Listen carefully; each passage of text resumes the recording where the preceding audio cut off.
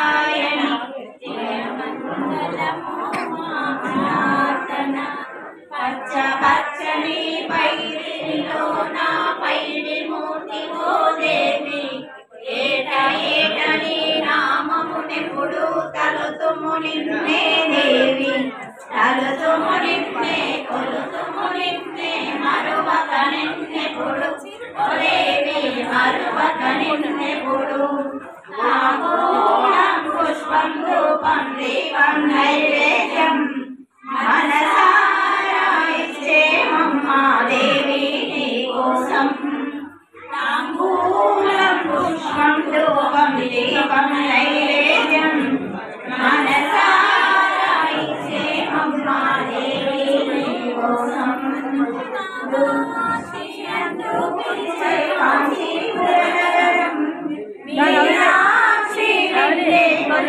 మధురాపురి నగరం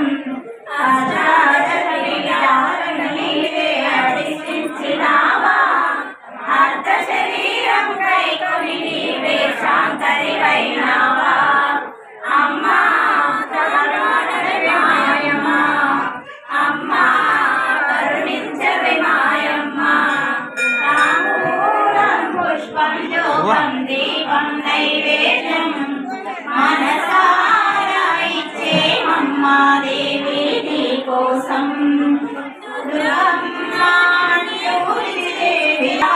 నగరం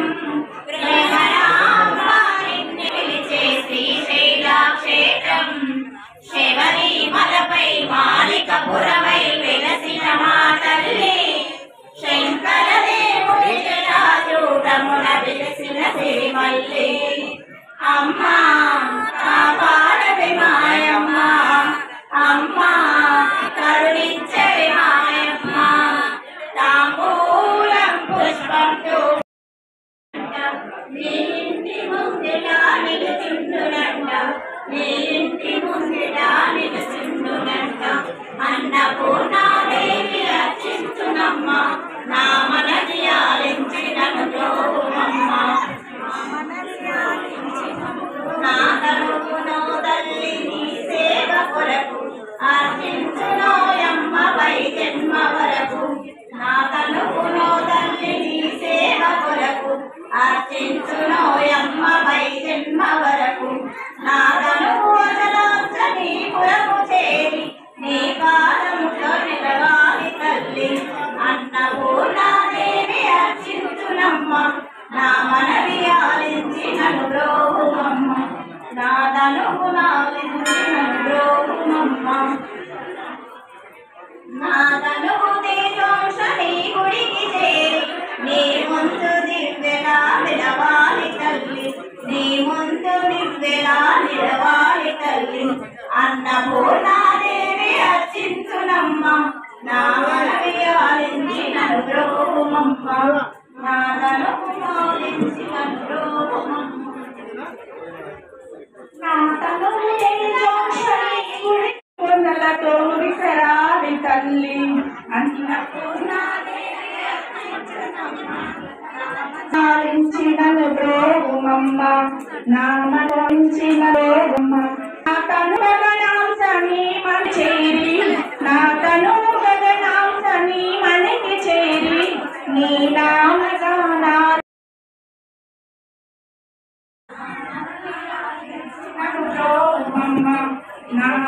నామలించినను బ్రోహుమమ్మ జై బోలో అన్నపూర్ణ మాతాకి జై बोलो भक्त मार्कंडेय स्वामी की जय बोलो दुर्गा माता की जय बोलो अन्नपूर्णा माता की जय बोलो विघ्नराजुनि की जय बोलो सुब्रह्मण्येश्वर स्वामी की जय बोलो एल्लम्म तल्ली की जय बोलो नागन्न की जय हर हर महादेव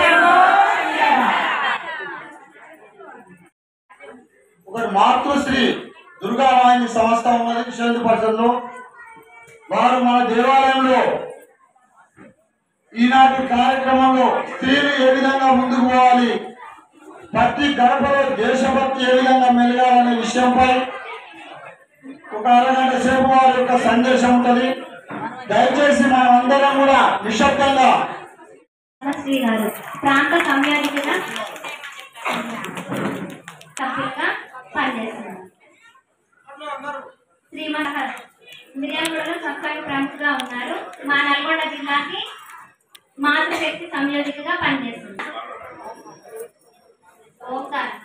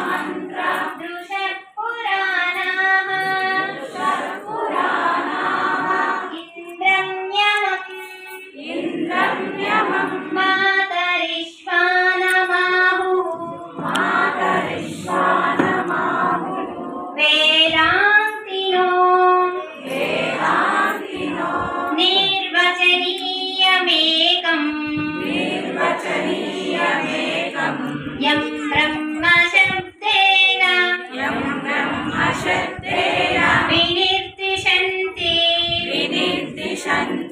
शैवायमीशं शिवैत्यवोचन् यं वैष्णवा विष्णुरिति स्तुवन्ति बुद्धास्तदानां नितिभौतजैनाः शास्त्रीयकालेति च सिक्खसन्तः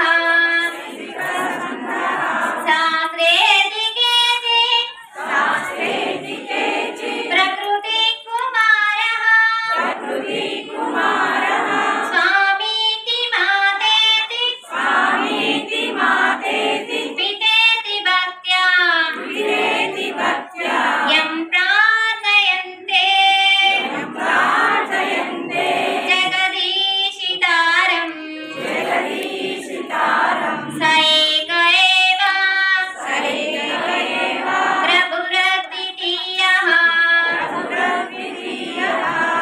विजय महामन्त्रं श्रीराम जय राम जय जय राम जय राम जय जय राम श्रीराम जय राम जय जय राम श्रीराम जय राम जय जय राम श्रीराम जय राम जय जय राम श्रीराम जय राम जय जय राम श्रीराम जय राम जय जय राम श्रीराम जय राम जय जय राम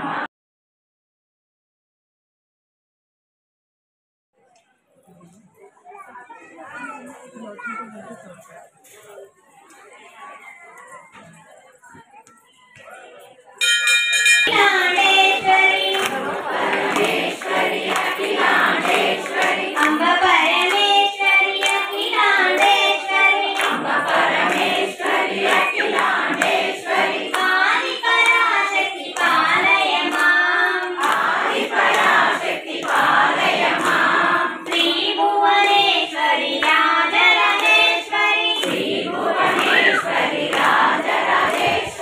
आनंदरूपिणी पालय मां आनंदरूपिणी पालय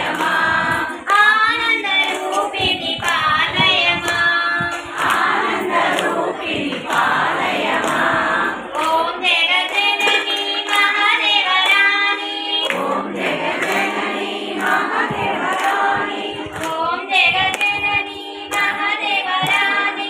ओम जगज्जननी महादेवरानी वीणापाणी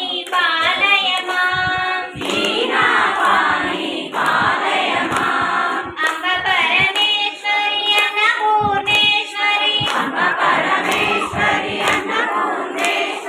अज्ञाननाशिनी पालय मां त्रिभुवनेश्वरी राजराजेश्वरी आनंदरूपिणी पालय मां जय दुर्गा माता की जय श्री अन्नपूर्णा माता की जय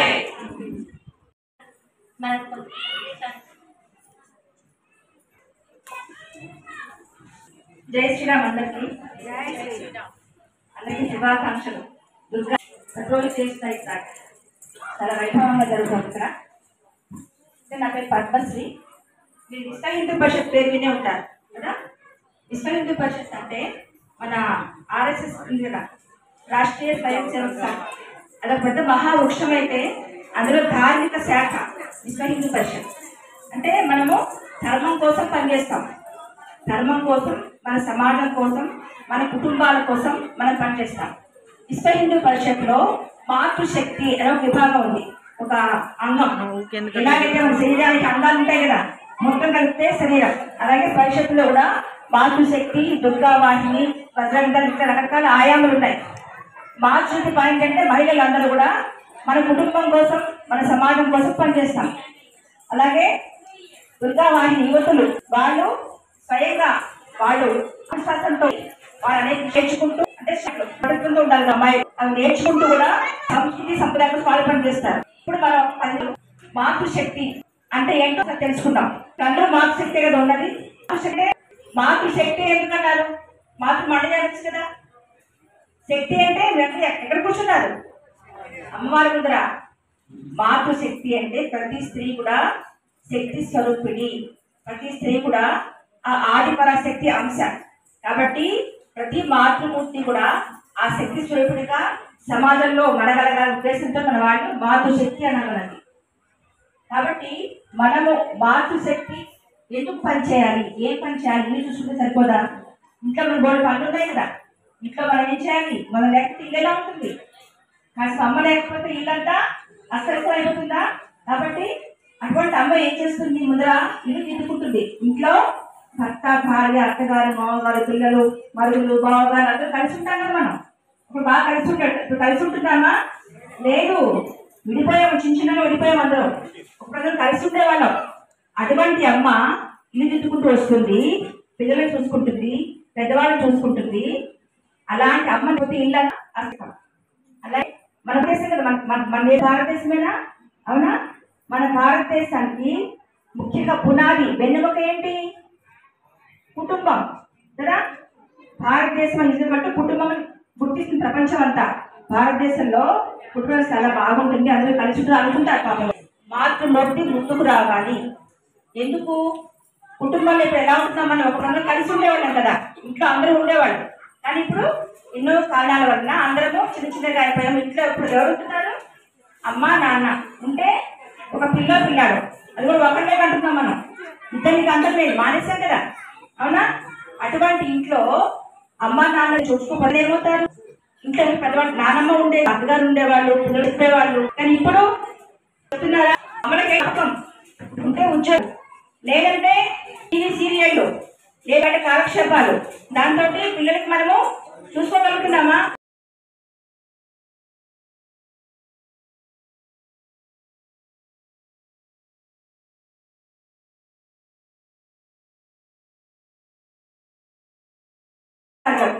ఏమవుతుంది? ఇంట్లో అంతా అస్తవ్యస్తం అయిపోతుంది. పిల్లలు కూడా అందరూ ఉండి అంటే అమ్మ నాన్న ఉండి కూడా పిల్లలు అనాథలు అవుతున్నారు. మనం ఉన్నాం కానీ వాళ్ళు అయిపోతున్నారు. ఎందుకని? అమ్మ ఏం చేస్తుంది? చక్కగా అన్ని ఇస్తుంది, పట్టుకొని పెడుతుంది, పంపిస్తుంది, స్కూల్కి అన్ని చేస్తుంది, నాన్నీ చేస్తారు. కానీ వాళ్ళకి ఇచ్చే సంస్కారం మనం ఇస్తున్నామా? వాళ్ళకి మంచి విషయాలు చెప్తున్నామా? మనకి టైం లేదు, మనకి తెలియదు కూడా. ఇంట్లో మనం ఇవ్వట్లేదు, పెద్దవాళ్ళు లేదు కదా, చెప్పేవాళ్ళు లేదు. కాబట్టి మనం కూడా తెలుసుకుంటున్నారు. కాబట్టి పిల్లలు అందరూ ఉండి కూడా అనాథలైపోతున్నారు. ఇంకో పక్క మన అమ్మాయికి పెళ్లి చేస్తున్నామా? చేస్తున్నాం అమ్మాయి పెళ్లి, వాళ్ళు పెళ్లి చేసి పంపిస్తాం. రేపటి ఫోన్ చేస్తాం వాళ్ళకి, అమ్మాయి ఏం చేస్తున్నాం, ఎలా ఇంట్లో ఎలా చూసుకుంటున్నారు, సరిగా ఉందా, నీకు ఏ కర్మ వచ్చేసాయి, అది జరుగుతుందా లేదా? కాబట్టి ఇవాళ పేరే తెచ్చుకోండి. థ్యాంక్స్. అమ్మ అంటే మనమే, అమ్మా నాన్న. మన సమాజానికి కుటుంబం ఆధారం కదా. ఇల్లు సరిగ్గా ఉంటే సమాజం మొత్తం కరెక్ట్ గా ఉంటుంది. ఇల్లు సరిగ్గా లేకపోతే అంతా అస్తవ్యస్తం అవుతుంది. కాబట్టి అమ్మా నాన్న మనం పిల్లలకి కన్నాము అంటే మనం కొన్ని త్యాగాలు చేసి తీరాల్సిందే. ఎందుకు? మన పిల్లలు కూడా. కాబట్టి అమ్మా నాన్న సరిగ్గా ఉంటే ఇల్లు వచ్చి సెట్ అవుతుంది. ఇప్పుడు నాకు బాగుండాలి అనుకోండి, మొత్తం బాగుంటుంది. ఈ పక్క కూడా బాగుండాలి. ఈ మూడిళ్ళు పోయినే దీని మొత్తం బాగుంటుంది.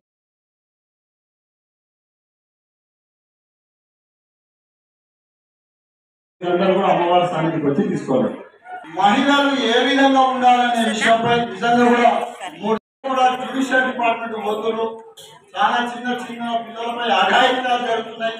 వీటన్నిటి కూడా మన తల్లిదండ్రులు కూడా బాధ్యత వహించాలి. ఎందుకంటే మన తల్లిదండ్రులు నిజంగా కూడా సరి అయిన పద్ధతి, క్రమ పద్ధతి చెప్పట్లేదు.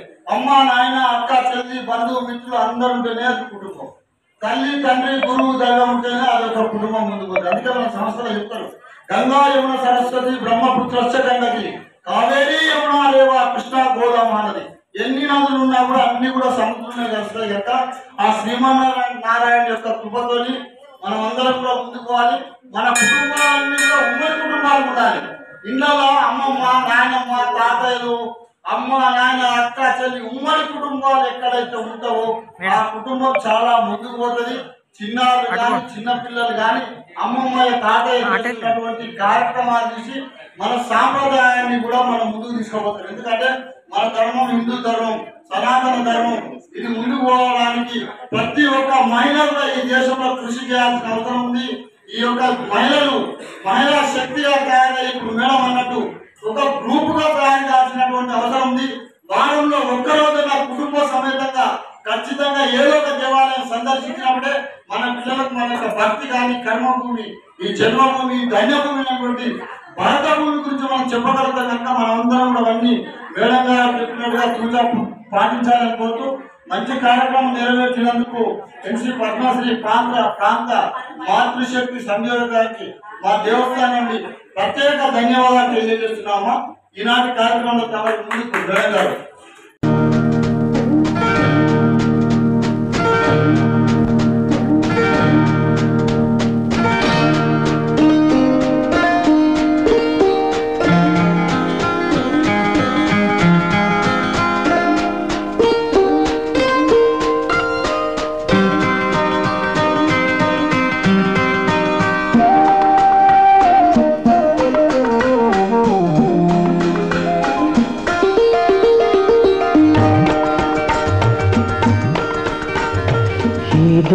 ఏదో అన్నది మసక వెలుతురు కోటి పడవలో విన్నది కొత్త పెళ్లి కూతురు. ఏదో అన్నది మసక వెలుతురు కోటి పడవలో విన్నది కొత్త పెళ్లి కూతురు.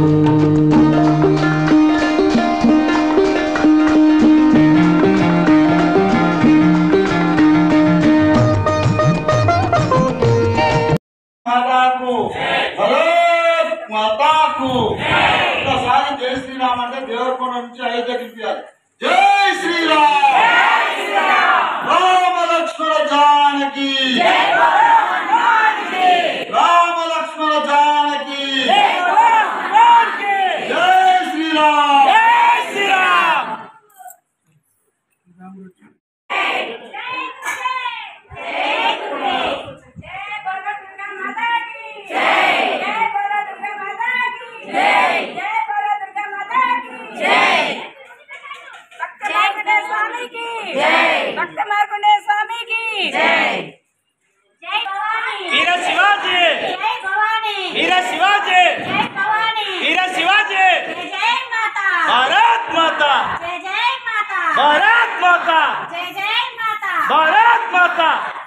చెప్పాలమ్మా ఒక్కటి జై శ్రీరామ్.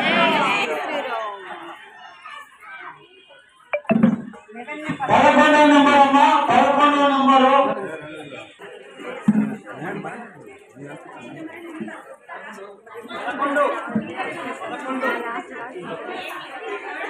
వనం మమత గారు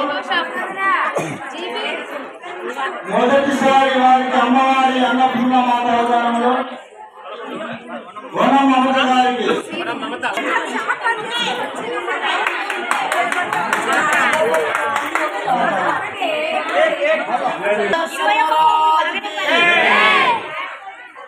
ముప్పైదో నెంబర్ అమ్మా, 30వ నెంబర్ వచ్చి యశ్వంత్ భార్గవ్ పున్నా.